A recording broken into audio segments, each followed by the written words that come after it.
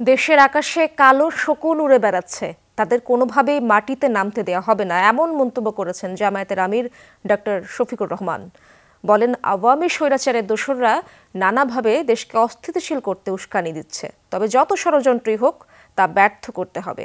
দেশের প্রতি ভালোবাসা ও দায়বদ্ধতা না থাকায় আওয়ামী লীগ দেশ ছেড়ে পালিয়েছে বলেও জানান জামায়াতে আমির। 65% পর্যন্ত বিদ্যুৎ বিল সাশ্রয় করে আপনাকে রাখে প্রশান্তিতে। ওয়ালটন ফ্যান হাওয়া বদলে দেয়।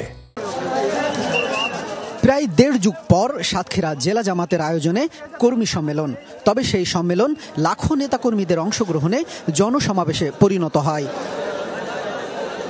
আগত নেতাকর্মীরা বলেন, বিগত আওয়ামী লীগ সরকারের শাসনামলে নির্যাতনে নিষ্পেষিত ছিল এই জনপদের মানুষ। এই সমাবেশের মধ্য দিয়ে সাতক্ষীরায় আবারও সুষ্ঠু ধারার রাজনীতি শুরু হবে বলে প্রত্যাশা করেন তারা। আজকে মানুষ আনন্দের চিত্রে আজকে সমাবেশে অংশগ্রহণ করছে। সাতক্ষীরা জেলার 7টা থানা থেকে মুহুর গাড়িতে করে মানুষ আসছে। আজকে আমিরে জামাতের আগমনে সাতক্ষীরা জেলার মানুষ ধন্য।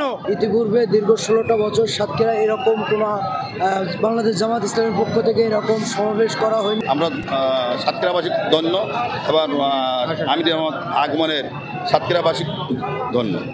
প্রধান অতিথির বক্তব্যে জামাত আমির বলেন, আওয়ামী স্বৈরাচারের দোসররা নানাভাবে দেশকে অস্থিতিশীল করতে উস্কানি দিচ্ছে, তবে সেই ফাঁদে পা না দিতে নেতাকর্মীদের প্রতি আহ্বান জানান তিনি।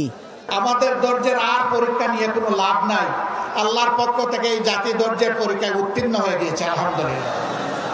এই ধৈর্য আমাদেরকে অব্যাহত রাখতে হবে।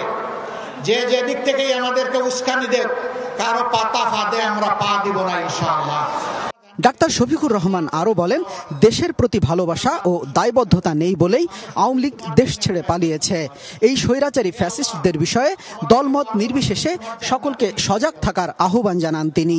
আমাদের আকাশে আজকের মেঘের কথা বলছি না, কালো শকুন এখনো ঘোরাফেরা করতেছে। এই শকুনের দিকে তীর্যক দৃষ্টি রাখতে হবে। কোনো শকুনকে মাটিতে নামতে দেওয়া যাবে না। আপনারা টের পাচ্ছেন মাঝে মধ্যে ফুসফাস। জামাত এমন দেশ গড়তে চায় যেখানে মন্দির, গির্জা, মঠ বা মসজিদ পাহারা দিতে হবে না। দল ও ধর্মের ঊর্ধ্বে উঠে দেশ পরিচালনা করা হবে, এমনটাই প্রত্যাশা দলটির নেতাদের। শামীম রেজা, যমুনা নিউজ, সাতক্ষীরা।